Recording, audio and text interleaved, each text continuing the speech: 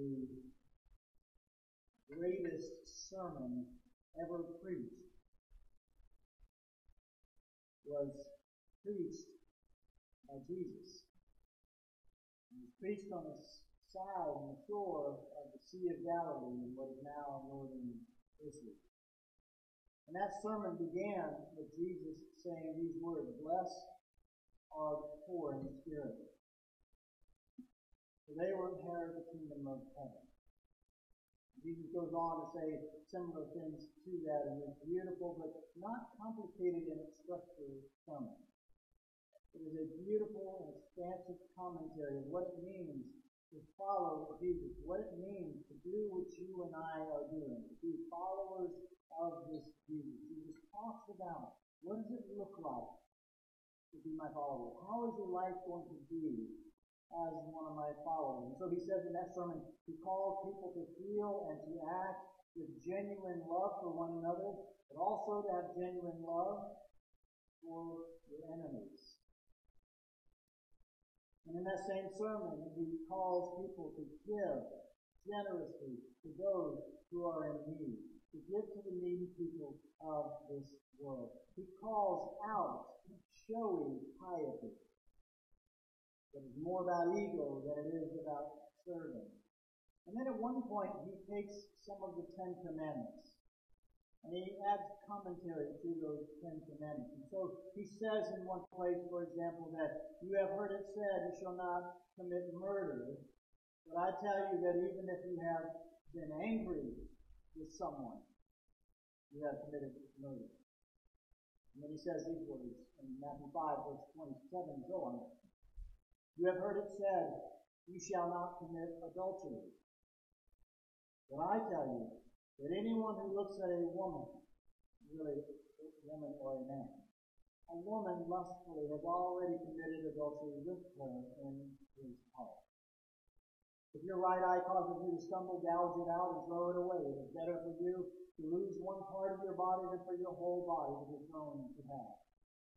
And if your right hand causes you to stumble, cut it off and throw it away. It is better for you to lose one part of your body than for your whole body to go into hell. And so 3 verses. In those 3 verses, Jesus says that adultery is not just that you engage in sexual activities with a person who is not your spouse, but it is also lustful thoughts about a person who is not your spouse. And so for Jesus has effect on a person who is not your spouse is adultery, and so is thinking about doing that adultery. And some people when they hear that, and notice it over the years, even within with murder, and certainly with this one with adultery, some people when they hear that say, did Jesus say that? Really? Where? Here. And there it is. They're surprised that Jesus had that to say in his beautiful sermon. It has so many different topics. They're surprised to hear him say this, because at one point or another, these very words hit everyone in life.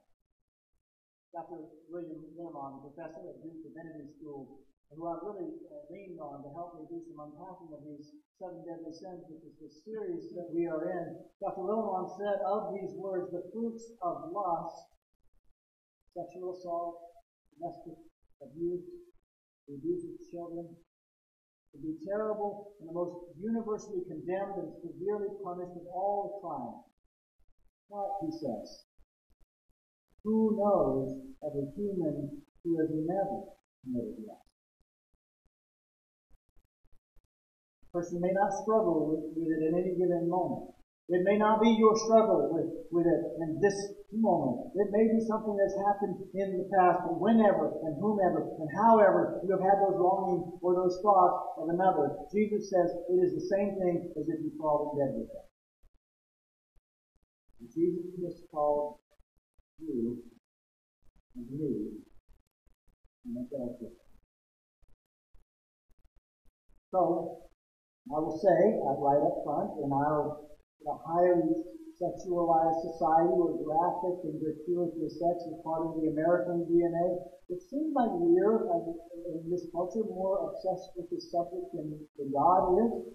I mean, God talks about it, and God talks about all kinds of things. And God really is clear about it, and then he moves on because there's so many other topics of what it means to live a life of faith and to be filled with faith and to be faithful to God. He covers all these topics. But we, on the other hand, treat this subject, the subject of sexuality, like a slow-moving hurricane.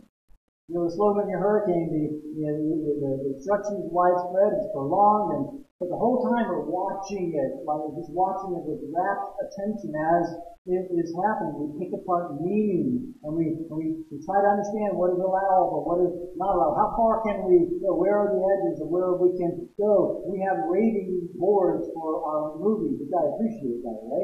We have censors for what books are appropriate in libraries. We have, in our society, we have the cultural memory of a linguistic existential crisis with an answer to a question before a grand jury from a sitting president and asked about a sexual action with an intern. You may remember the question that was asked. I bet you'll remember the answer. The question was, so no sexual activity of any kind. Is that correct? His response, you may remember it well. It depends, I'm not going to try to do that. It depends on what the meaning of is. Break it down. We want to get to the nitty-gritty so that we can either justify or see what is allowed or see what the limits of our experience can be. And since we are that type of people, seeking that detail, let's look into the detail of what Jesus is talking about here in this passage here. Because the original word that is used in verse 28 that we translate as the word lustfully, it actually comes from a Greek word who has at its root the word thumos, which is this violent movement of the air, the water, the ground, or of animals, or of men and women. And in the ancient Greek language, thumos, it was a word that came to mean spirit. A lot of usages with this word meaning anger, or rage, or agitation. So we have that as sort of existing in the backdrop. And then in the Old Testament times, when the Old Testament was translated into Greek, they added the prefix epi before this, and so it became epithumos, or epithumeo, which means, epi means to be upon, and to set one's heart upon, or to long for, or to covet, to have this inordinate desire for something that is not yours, or to lust after, in our particular passage. And so, we have epithumeo, and so in the Old Testament, not only was the act, the specific sin or rebellion from those coming out of those intense inner longings, but even the longing itself is declared to be the sin. And so it's not just the act of stealing something from someone else that is epithumeo, but so was the desire to steal it in the first place, epithumeo. And more to the point, it was not only the act of adultery was sinful, but also the longing for the act of adultery that is sinful. It's all in the Old Testament now. I don't know about you, sometimes I read through like the Ten Commandments. You read through the Ten Commandments, you start with number 1, you go, okay, number 1, I'm good to go. Go to God before God. Okay, got that. Go into number 2, go into number 3. Okay, I don't lie, I don't speak, I don't cheat, I don't steal from my wife, I don't bear false, I don't do any of those things. Go through 9, 7, 8, 9, I'm good to go. Get to 10, what happens? Remember what 10 says? 10 says you should not even want to do the other 9. Like, oh, man. You know I've seen it somewhere along the way. Shall not covet, right? So there's that Old Testament sense of this word. It's not just the action, but it's also the desire for the action. The New Testament sense of the word, it carries all of that with it. All of that is carried with it. The overt sexual sin and the desire for it are both declared sinful. Lustful thoughts, Jesus says, is the equivalent to sin of adultery. As Dr. Willimon says, who knows of a human who has never committed acts? And why would Jesus put that on us? Why would Jesus raise the bar that high? Was Jesus some kind of prude when it comes to this life? And doesn't he know about the yearnings that he created us with? Why would Jesus do this? And after all, the question goes, what harm is there to look even if we don't touch? What is the issue with lustful feelings as long as you control them and do not act on them? Which is understandable to ask. And it really is understandable to ask. But I got to tell you, I would not want to be the one who goes before a perfect, holy, radiant, burning, perfection God and says to that God, what's the big deal, God? What's the big deal? I didn't touch anybody. You can do that if you want. I don't want to go before the perfect God of that anymore, and I don't want to go before that God and say, listen, God, you were the one who created me this way, so somehow these things that you did are simple. They're your fault. You can do that if you like. Let me know how it goes. I'll be standing about 100 yards away from you. Jesus says it plainly. Lust is adultery. And then we're not to get hung up on that whole gouging out the eye and cutting off the hand part. That is metaphorical language, similar to the language we talked about last week. We said it's extreme language. The point of it is to take it seriously. This is a serious thing. Take it seriously. But I suspect that we have this cultural influence. In this day and age, cultural influence was like, it's not that big of a deal. That's sort of the message that God was, no, it's not that. That's a big deal. The president of Presbyterian Seminary, when I was going there, once said, our cultural sexual norm could be summarized, as long as we aren't hurting anyone, everything is fine. As long as we aren't hurting anyone, everything is fine. Dr. Gillespie didn't agree with that cultural norm, and he got that from Jesus. So let me say some things about this, and then what to do with this as a mystery of human life. And the first thing to say is really this, and it's important to say this, to sort of broaden it to say that lust can be more than sexual. If the core root word for this is kineo, which is that violent inner longing on the inside, and epikineo as well, then it's describing as the strong desire for something that is not yours or shouldn't be yours, and that can apply to all kinds of things. That can apply, for example, that I have this longing for somebody else's money, for example, or somebody else's car, or somebody else's house, or somebody else's life, maybe. So there's all kinds of ways that you can think that longing for something that is not yours or shouldn't be yours can be described as lust. And the early fathers and mothers have talked about it that way as well. It's a reality. I don't want to put too much on it right now, because it encroaches into another topic that we will talk about in 2 weeks, which is greed. So I'm going to let it go for now. Just know that it can be more than that, but more often than not, especially as we read through this language in the scriptures that's talking about sexual. Next thing to say is that lust is indeed a problem. And again, lust is a misdirected desire for something that is not intended for you. Author Tom Wolfe once wrote an article, and in that article he was quoting pornographer producer Larry Flint, who said that pornography was basically a public service. Pornography was basically a public service that kept people who lusted from acting criminally on their lust by providing a pressure release valve like on a steam boiler. So Tom Wolfe, the author, wrote back and said that the human brain is more like a computer than it is a steam boiler. And with a computer, we all know, if you've been around, it's garbage in and garbage out. You put garbage into the computer, you get garbage out of the computer. You put garbage into your life, into your mind, into whatever it is, and you allow space for these thoughts to have room to roam, and you leave them unchecked for a while, long enough they will eventually be to no good. Lust is a problem.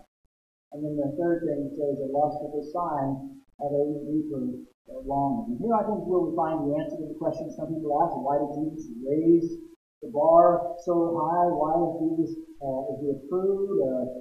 Why does it include my inner thoughts and my inner urgings? And the answer is it's deeper than we realize. More often than not, it is deeper than we realize. I spend a lot of time talking with couples, certainly talking with couples before they get married. I spend a lot of time talking with couples after they get married as well, just dealing with issues that come up from time to time. And I often talk about how the presenting issue, whatever the source of the argument was, the presenting issue is seldom the issue.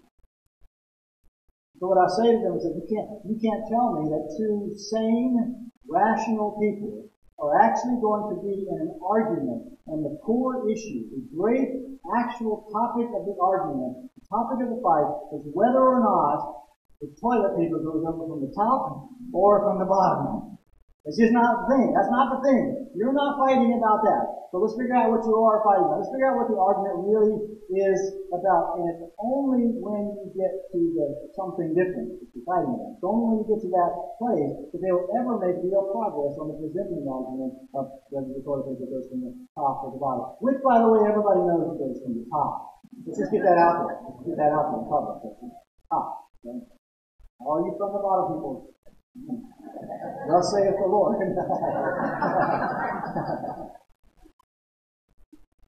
So it points to something else. Lust points to something else.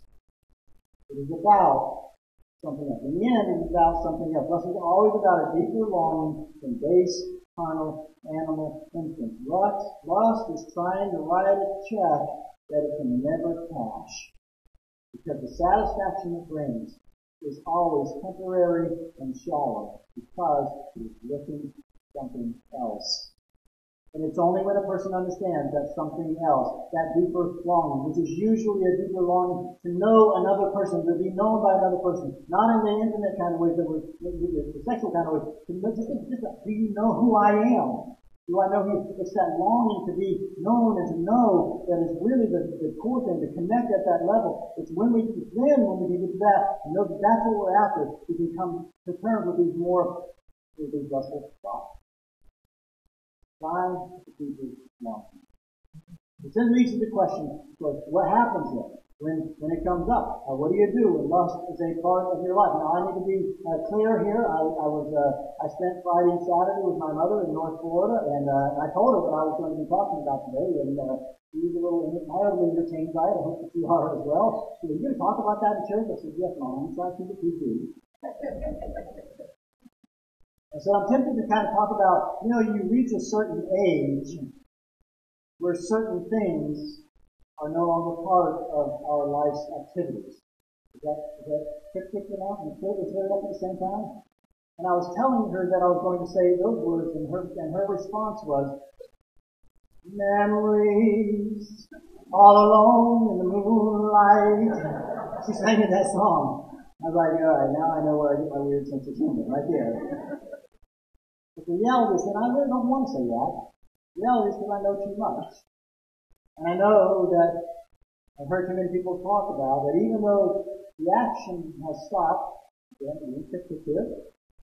the very thing that Jesus spoke about is still there.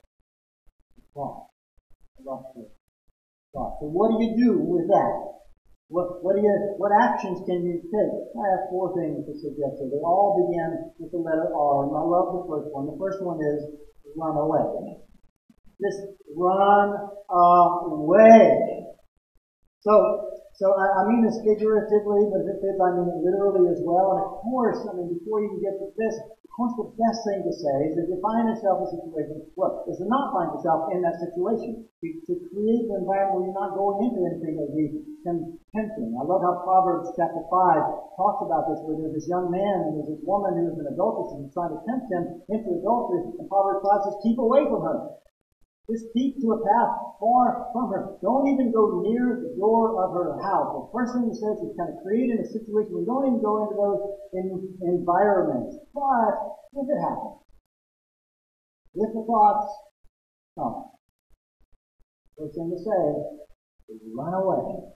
Is to flee. Figuratively, if you are in a mental place with someone that you have no business being with, run away, turn tail. Surely you can think of higher and greater and more pure and better thoughts than the thoughts that you are having. Run your thoughts to those better places. And if you are in a literal, real-life situation where those lustful thoughts are paired with this low threshold to turn into overt sin, if it's just you and that other person in the house alone, or if that person is coming on to you yet again, get out of it.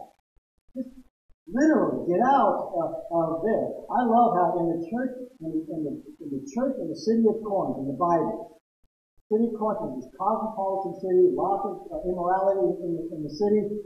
The church of the city of Corinth got this counsel in 1 Corinthians 6, verse 18. Flee.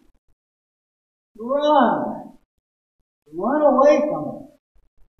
Because all these other things happen to the outside. This is about us on the inside of who we are. And same thing was said in 2 Timothy 2. Flee from the evil desires that you have in your youth. Pursue righteousness, faith, and love and peace along with those who call out to the Lord have a pure heart. So don't get into this thing, like, I'm just going to play it cool and kind of mosey on out of here. Pick up the feet and run. Get out of it. The first thing you do when you're feeling it is run, Forrest, run. Second thing is reflect on what's going on inside of you. Something's going on inside of you. What is it? Why are you feeling that way? What is not happening in your life that you want to happen? Or what is happening that you don't want to happen in your life? Get introspective. I love how in 2 Corinthians 13 it says, examine yourselves.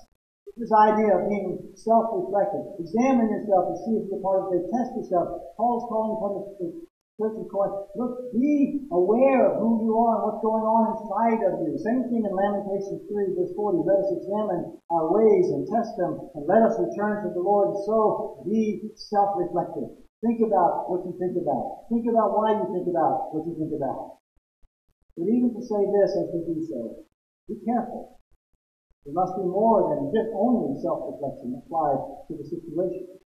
When we are in a dark place, or when we are in a lustful place on the inside, we will never see ourselves or understand ourselves clearly simply by focusing more intently on ourselves.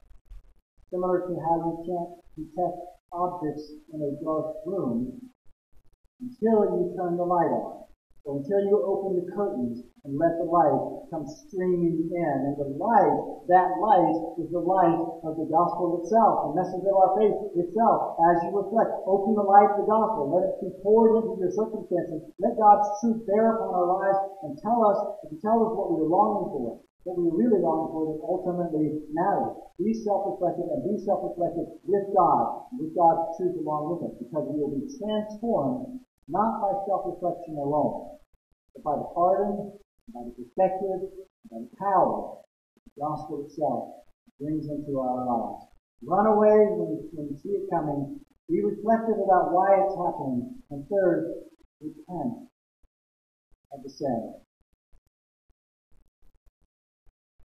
Somebody told me on the way out of the first service, said, you could almost, you really could substitute the word rebellion for the word sin. It's a rebellious spirit inside of us that will cause it. What do you do when you have this rebellious spirit? What do you do when you have this known sin? What do you do with any sin? You repent of it. We may not like hearing that about ourselves. We may not like hearing, like we talked about last week, that gluttony is a sin, but God calls it a sin. We may not like hearing, like we heard about 2 weeks ago, that our envy for that other person and for those things, the person that has those things, is a sin, but that is what it is. And the point is to be honest about it, yes, but it's also to be honest about it with an eye toward doing something in response to that, and knowing that is true. And what do you do with sin but to declare that sin is sin, and determine that you will turn from it? Here's the reality. You can't lose sight of this reality. It is the great sweeping narrative of our faith. Out of unbelievable love, of tremendous love for this world, God became flesh and blood in Jesus Christ. And He became flesh and blood in Jesus Christ so that He could deal with what? The problem of sin. His outstretched arms on the cross were dealing with the problem of what? Human sin. It's not an abstract concept. It's your human sin. It's my human sin. But He wants us to acknowledge that. He wants us to know that there's a particular application of that forgiveness to our particular sins, and to acknowledge that. That's why we prayed that prayer of confession. With sorrow paired with deliberate action that takes us in a different direction, in a better direction. What do you do with sin? You repent.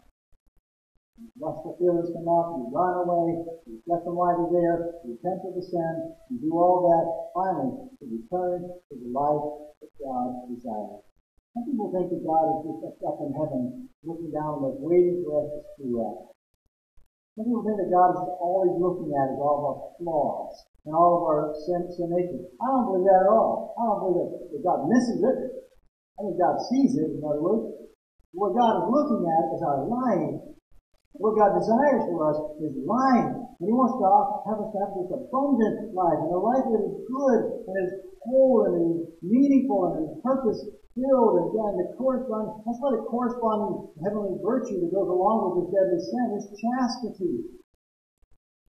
It is to be chaste, it is to have this restraint so that we can sort of see God at work in the middle of all of our lives, because in the eternal providential perspective on human life, the countercultural act of holding back or restraining has been built into the human life from the very beginning with Adam and Eve. Indeed, as Dr. Willimon says, the disciple of Christ is someone who, by the grace of God, has somehow been given the ethical resources to be able to look upon all the wiles of the world and say, no. No. What do? Lust comes to you. You flee from it, you run from it, you reflect on it, why, you repent of it, and you return to the countercultural, divinely appointed, ethical life of a disciple who has the capacity and the motivation to say no to the wiles of the world for a larger purpose of holiness and God's greater good for your life. God is ready for you and me to let go of things that are taking life away from us, that are ultimately harmful to us. It could be any number of things. It could be all these things in the series that we're going through right now. So it could be lust. It could be any number of things. God's ready for us to let go of all those things that are not giving life to us, that are ultimately harmful for us, to embrace the abundant life that we have in Him. That's what He is offering to us. And we often slink around God. We slink around like a kid who's just stolen the cookie from the cookie jar, like God's about to zap us. And what God wants is to say, okay, let's deal with that thing which is struggling around. Let's deal with it and be done with it. Because what I really want to be an amazing life. There it is. It is to return to the abundant life of faith. That is what God desires for you and for me. And I want to end with this. Because all of this is really saying that lust is an indication of a desire for something inside of us, but it's not what we think it is in the moment when we feel that desire. But the reason why people describe disgust, the disdain that often follows a person's lust is actually an alibi, because it can't fulfill what we're looking for. Ever. Because lust is a longing for that for which only love can deliver. Only love can satisfy. It is love that we are after. And so let us pursue. So we'll pursue romantic relationships that are built on friendship that are the exact same thing, that are built on loving and being loved. Because lust is temporary and it is shallow. Love is eternal and it is deep. Pursue that and find the abundant life that God has in mind. So I want to invite the prayer partners to